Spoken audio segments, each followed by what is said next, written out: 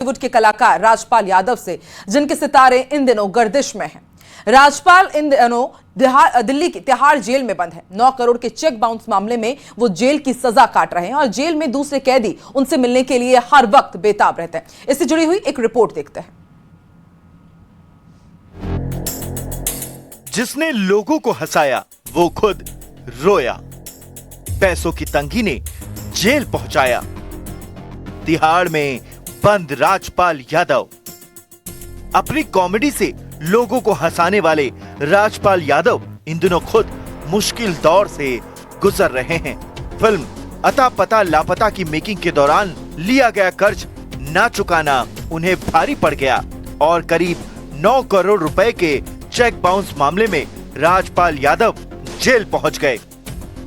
राजपाल यादव दिल्ली की Tihar jail number 2 में बंद हैं। वो उस बैरक में हैं जहां कभी छोटा राजन और नीरज बवाना भी बंद रह चुके हैं। मामला 2010 का है, जब राजपाल यादव ने अपनी फिल्म अता पता लापता के लिए मुरली प्रोजेक्ट्स प्राइवेट लिमिटेड से करीब 5 करोड़ रुपए उधार लिए थे, जिससे भारी नुकसान हुआ।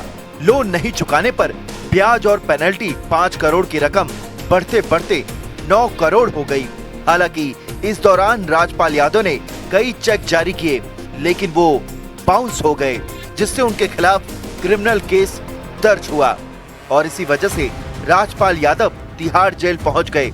राजपाल यादव ने तिहाड़ जेल जाकर खुद सरेंडर किया। वो ये कहते हुए भावुक हो गए कि उनके पास पैसे नहीं हैं, दोस्त नहीं हैं और एकदम अकेले हैं। तिहाड़ जेल एशिया की सबसे बड़ी जेलों में गिनी जाती है। वहां कैदियों के लिए तय नियम बेहद सख्त होते हैं। राजपाल यादव को भी जेल मैनुअल के हिसाब से रहना पड़ रहा है। एक तरफ राजपाल जेल के अंदर हैं और दूसरी ओर बाहर उनके मदद के लिए हाथ बढ़ने लगे हैं। सिंगर गुरु रंधावा ने राजपाल यादव की मदद का ऐलान किया है। उन्होंने कहा है कि वह एक्टर को उनका एडवांस पेमेंट देंगे। इसके अलावा सोनू सूद, गुरमीत चौधरी और तेज प्रताप यादव ने भी मदद का हाथ बढ़ाया। जेम्स ट्यून म्यूजिक कंपनी के मालिक इंद्रजीत यादव ने भी उनकी मदद की। अगर 2 दिन में 3 दिन में पूरे पैसों की व्यवस्था नहीं हुई, कितना भी पैसा देना पड़े, 14 तारीख को मैं कोर्ट में जमा कराऊंगा, ताकि 14 की शाम को शिवरात्रि पे राजपाल भाई अपने परिवार के बीच में हो। बॉलीवुड कॉमेडियन और एक्टर राजपाल यादव का नाम जब भी आता है, लोगों के चेहरे पर मुस्कान आ जाती है। लेकिन इन दिनों चर्चा उनकी फिल्मों या कॉमिक टाइमिंग की नहीं, बल्कि तिहाड़ जेल में गुजर रहे उनके वक्त की है, जो कि बुरे दौर से गुजर रहे बॉलीवुड की चकाचौंध भरी दुनिया का ये चमकता सितारा पैसों की तंगी की वजह से धुंधला हो रहा है और वो इतना मजबूर हो गया है कि उसे ये कहना पड़ रहा है कि उसके पास न पैसे हैं न दोस्त। वहीं पश्चिम बंगाल में विधानसभा चुनाव से पहले बाबरी मस्जिद के निर्माण से सियासी हवा गर्म हो गई और इसलिए बाकायदा हमने यहां पर लिखा हुआ है, बाबरी पर बवाल सियासी संग्राम। एक तरफ मस्जिद का निर्माण कराने वाले हुमायूं कबीर खुश हैं, तो दूसरी तरफ बीजेपी बाबर के नाम से गुस्सा है और बाबरी को गिरा देने की धमकी दे रही है। देखिए एक रिपोर्ट।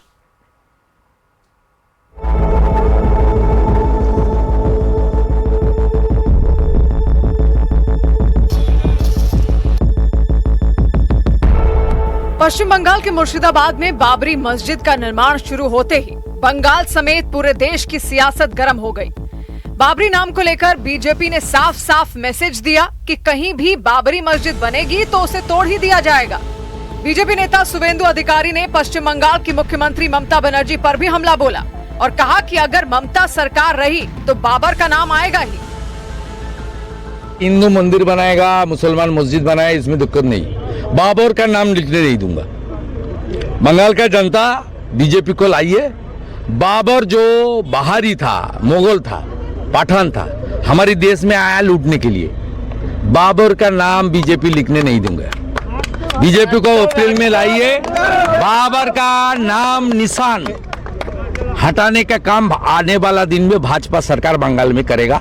ये कान खुल के सुन के रखिए। जनता उन्नयन पार्टी के अध्यक्ष हुमायूं कबीर की पहल पर मुर्शिदाबाद जिले के बेलडांगा में बाबरी मस्जिद का निर्माण कार्य विधिवत कुरान की आयतों के पाठ के साथ शुरू हुआ। इस दौरान करीब 1200 मौलवी और बड़ी संख्या में मुस्लिम समुदाय के लोग उपस्थित रहे। बाबरी मस्जिद बनने की शुरुआत होने पर हुमायूं कबीर ने खुशी जताई। बहुत खुश हूँ मैं। डीपीआर तैयार हो गया।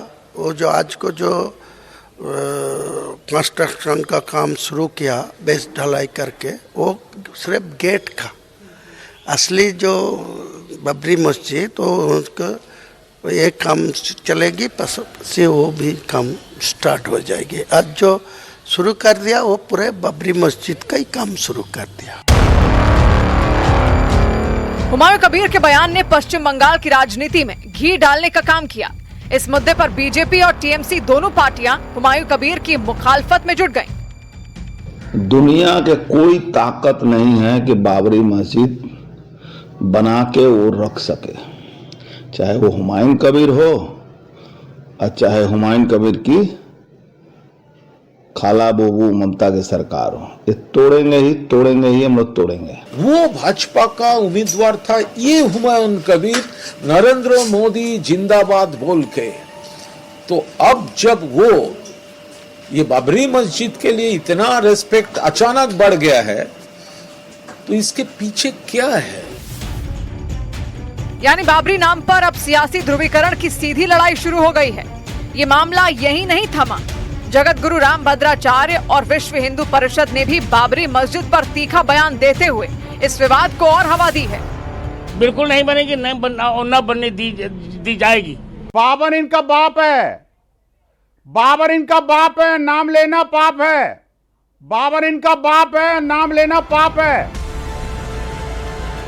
पश्चिम बंगाल में चुनाव होने वाले हैं, इसीलिए मुर्शिदाबाद में बाबरी मस्जिद निर्माण पर सियासत हाई है। इस बीच विधायक हुमायूं कबीर के खिलाफ कोलकाता के मैदान थाने में लिखित शिकायत दर्ज कराई गई है। शिकायत करने वाले हाजी मोहम्मद परवेज सिद्दीकी का आरोप है कि हुमायूं कबीर बाबरी मस्जिद निर्माण के नाम पर कानून व्यवस्था बिगाड़ने की कोशिश कर रहे हैं। फिलहाल पश्चिम बंगाल में बाबरी ने सियासत की फिजा को गरमा दिया है और चुनावी रण में ये मुद्दा कितना बड़ा धमाका करेगा, उस पर सबकी नजर है। तांत्रिक इधर कर लेते हैं। पूर्व सीएम अशोक गहलोत इस वक्त लाइव तस्वीरें मिल रही, कुछ कह रहे हैं। पड़ी हुई इनकी, क्या बताएं, ट्रैफिक जाम हो रहा है जयपुर के अंदर, और जो हमने वो बनाया इनका कोचिंग हब, 100 करोड़ रुपए लगे होंगे, वो बड़ा बड़े खराब हो रहा है। तो कहने का मतलब है कि सरकार जो है 2 साल बनाम 5 साल की बातें करती है। अब किसने इनको पर्ची पकड़ा दी, मुख्यमंत्री जी को किसने ब्रीफ कर दिया 2 साल बना 5 साल। अरे हमारे तो 1.5 साल तो निकल गया, कोविड के अंदर निकल गया हमारा। तब भी हमने जो योजना बनाई 5 साल। हमारी सरकार के हालात आप देख रहे हो क्या हुआ था। सरकार ज्यादा बची थी हमारी सरकार, तो वो भी एक इतिहास बना। कर्नाटक चला गया, मध्य प्रदेश चला गया, महाराष्ट्र चला गया, गोवा चला गया। हमने प्रधानमंत्री मोदी जी के और अमित शाह जी के मंसूबों को ध्वस्त कर दिया। हमने राजस्थान के अंदर ध्वस्त कर दिया। 34 दिन होटलों में रहना पड़ा हमें। एक एमएलए छोड़ के नहीं गया हमें। कितना ऑफर हो रही थी उनको, आप कल्पना नहीं कर सकते। ये बातें कितनी बार मैं कहूंगा आपको। तो कहने का मतलब ये सरकार जो है 2 साल हुए, 2 साल में बर्बाद कर दिया प्रदेश को। हर गांव में इनकी हालत खराब हो रही है, कोई गवर्नेंस नाम की चीज नहीं है। और मैं कह रहा हूँ मुख्यमंत्री जी को, मैं राजनीति हटके बात करना चाहता हूँ आपसे। आप अपनी टीम भेजिए, पता कीजिए कि वास्तव में क्या स्थिति है गाँव के अंदर आपकी सरकार की। अगर आप फीडबैक लेके सुशासन देंगे, गुड गवर्नेंस देंगे, तो फायदा किसको होगा? जनता को होगा। हमें जनता की चिंता है। अगर आपकी सरकार अच्छी चले, सुशासन हो, करप्शन नहीं हो, फायदा किसको होगा? जनता का होगा। तो क्या हम ड्यूटी नहीं है कि विपक्ष वालों की कि जनता के हित की बात हम करें? धन्यवाद।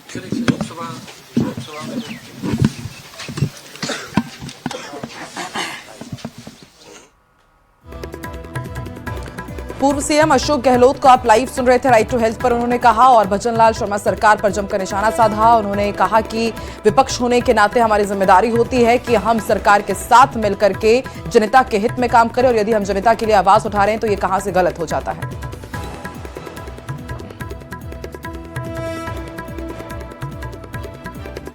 महाराष्ट्र में 12th के बोर्ड एग्जाम्स चल रहे हैं, लेकिन वहां के कई जिलों में ऐसी तस्वीरें आई जिसे देखकर लगा ही नहीं कि छात्र एग्जाम दे रहे हैं, क्योंकि वहां धड़ल्ले से नकल का खुल्लम खुल्ला खेल चल रहा था। और इसलिए बाकायदा हमने यहां पर लिखा है, ना झिझक ना डर, धड़ल्ले से ये कैसी नकल।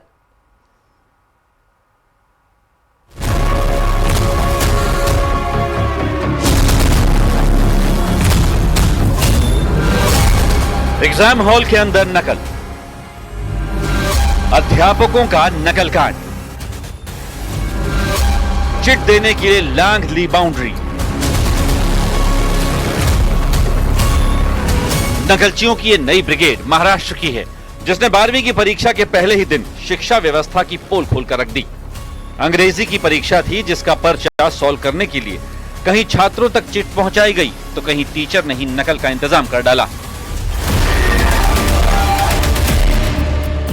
महाराष्ट्र में जालना के सिद्धेश्वर विद्या मंदिर स्कूल के बाहर तो परीक्षा शुरू होते ही भीड़ लग गई।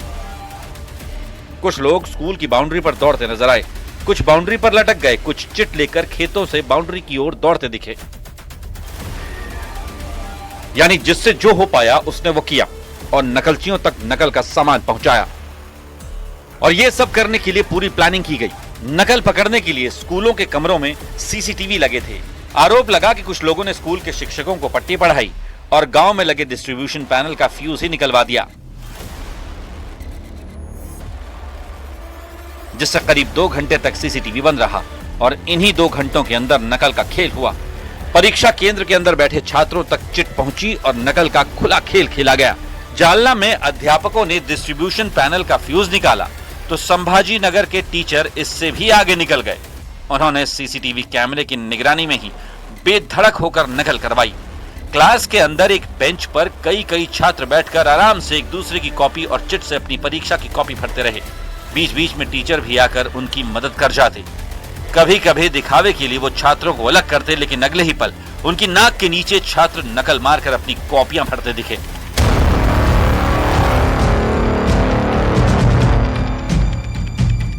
संभाजी नगर और जालना से पहले महाराष्ट्र के बीड़ में भी खुल्लम खुल्ला नकल हुई। वहां से एक कॉलेज में छात्रों के अभिभावक और दोस्त खिड़की से चिट पहुंचाते नजर आए और उनकी ये हरकत शिक्षा विभाग के ड्रोन ने पकड़ ली थी। यानी जगह 3 लेकिन हरकतें एक जैसी। महाराष्ट्र में 12वीं की बोर्ड परीक्षा के पहले ही दिन नकलची ब्रिगेड एक्टिव हुई। परीक्षा की तैयारी से ज्यादा नकल की तैयारी मजबूत दिखी, क्योंकि सीसीटीवी और ड्रोन के इंतजाम के बावजूद एग्जाम हॉल के बाहर नकल का फुल इंतजाम हुआ और कई बच्चों के मां बाप और दोस्त ही पर्ची लेकर नकल करवाने पहुंच गए। और